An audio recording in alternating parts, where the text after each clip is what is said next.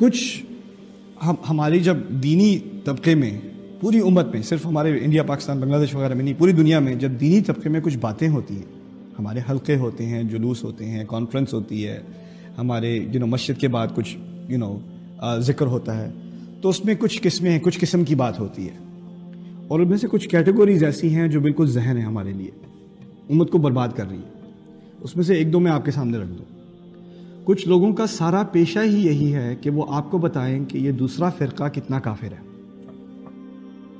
اس کی ساری توانائی، اس کی ساری تحقیق اس بات میں نکل گئی کہ وہ آدمی کتنا کافر ہے، وہ لوگ کتنے خراب ہیں، اور وہ کیسے جہنمی ہیں، ان سے دور رہو۔ کسی دوسرے مسلمان گروہ کے بارے میں اس نے کوئی اچھی بات آپ کو بتانی ہی نہیں، اس کا ٹائم ہی نہیں ہے، اس کا سارا ٹائم لگا ہوا ہے آپ کو اس کے بارے میں وارننگ دینے میں۔ اور آپ اس دوسرے گروہ کے بعد جائیں تو وہ کس کام میں لگا ہوا ہے؟ وہ ان لوگوں کے خلاف وارننگ دینے میں مشغول ہے، اس کو اور کوئی کام نہیں۔ یعنی دونوں ایک دوسرے کی دشمنی میں، اور آیتیں دونوں کے پاس ہیں، حدیثیں دونوں کے پاس ہیں، لیکن حدیثوں کا استعمال کس میں ہے؟ ایک دوسرے کی دشمنی میں۔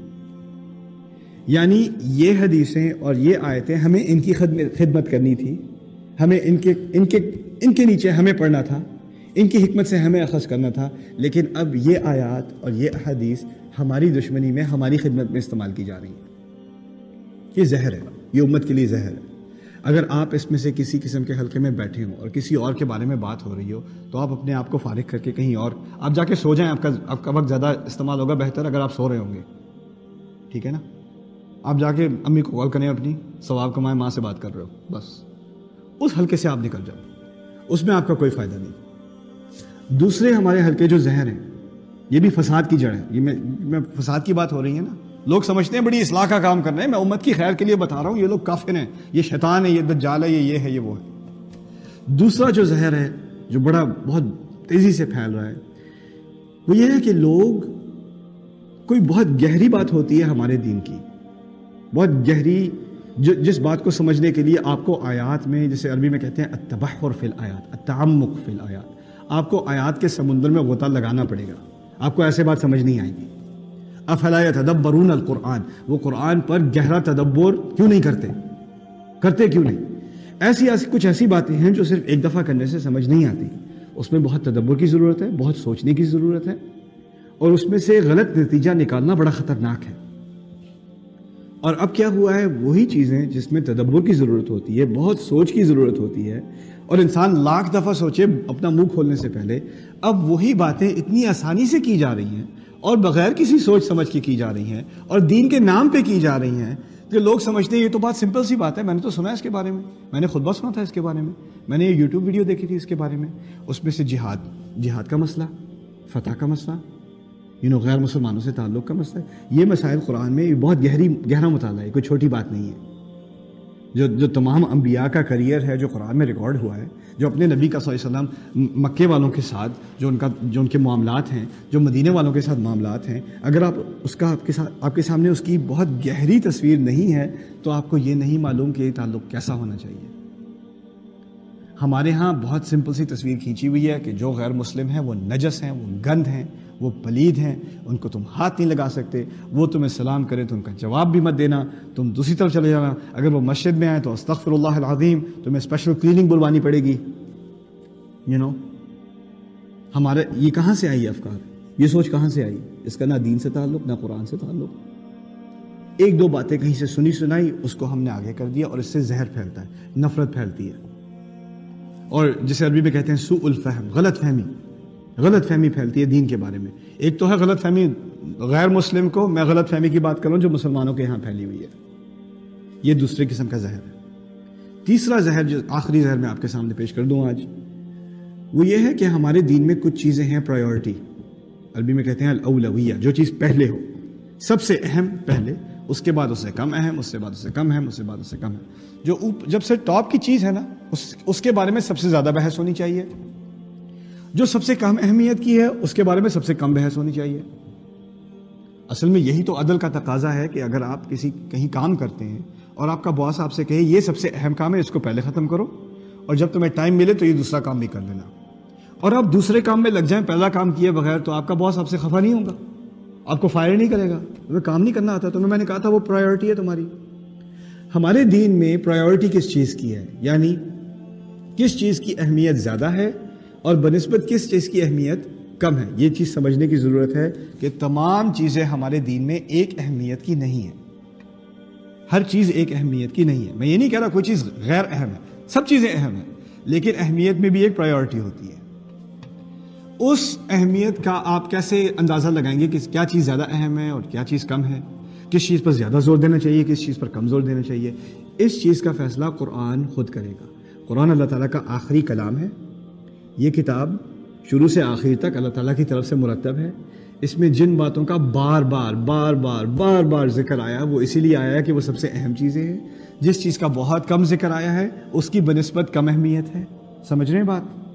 ہمارے ہاں کیا ہوا ہے، جس چیز کے بارے میں قرآن ہمیشہ بات کرتا ہے، تقوی کے بارے میں بات کرتا ہے، عدل کے بارے میں بات کرتا ہے، انصاف کے بارے میں بات کرتا ہے، سچائی کے بارے میں بات کرتا ہے، بار بار وہی بات آتی ہے۔ اخوت کے بارے میں بات کرتا ہے، لوگوں کو معاف کرنے کے بارے میں بات کرتا ہے، دعوت کے بارے میں بات کرتا ہے، خدا کی طرف بلانے کے بارے میں بات کرتا ہے، صبر کی بات کرتا ہے۔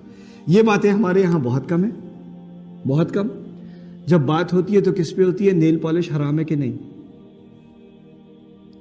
داڑھی کتنی لمبی ہونی چاہیے، 20 نمازیں ہوں تراویح میں یا 20 رکعات ہوں یا 8 رکعات ہوں، یہ چاند رات کون سی رات ہے، اس پہ بحث ہوگی تو گھنٹوں بحث ہوگی۔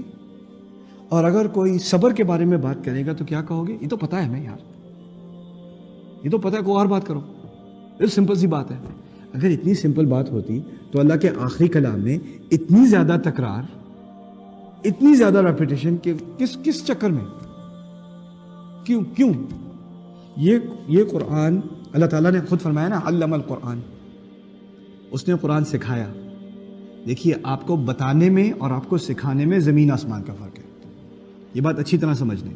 کسی کو بتانا اور کسی کو سکھانا ایک بات نہیں ہے۔ اگر میں کسی کو بتاؤں تو کتنی بار بتاتا ہوں؟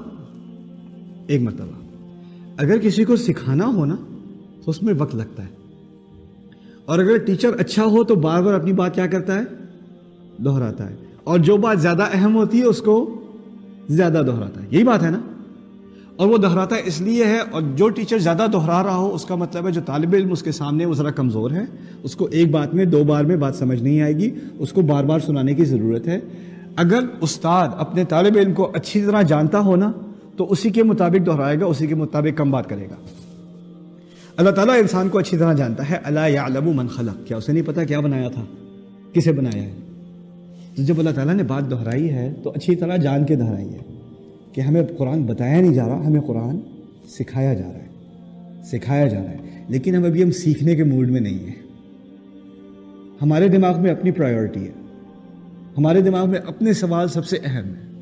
جن سوالوں کا جواب اللہ تعالیٰ دینا چاہ رہا ہے وہ سوال ہمارے ہاں کم اہمیت کے ہیں، بس ہمیں وہ آیات دکھا دو یا وہ حدیث دکھا دو۔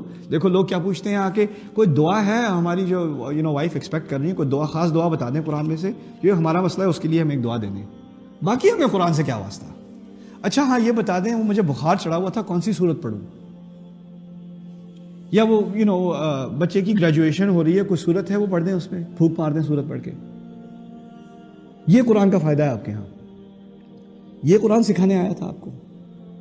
آپ اندازہ کریں، ان میں سے کسی چیز کا میں انکار نہیں کر رہا، دعا کیجیے، آپ دبا کے کیجیے دعا، سارے دن دعا کریں آپ۔ مجھ سے کوئی آگے پوچھتا ہے میں کون سی دعا کروں، میں کہتا ہوں ساری کیا کرو۔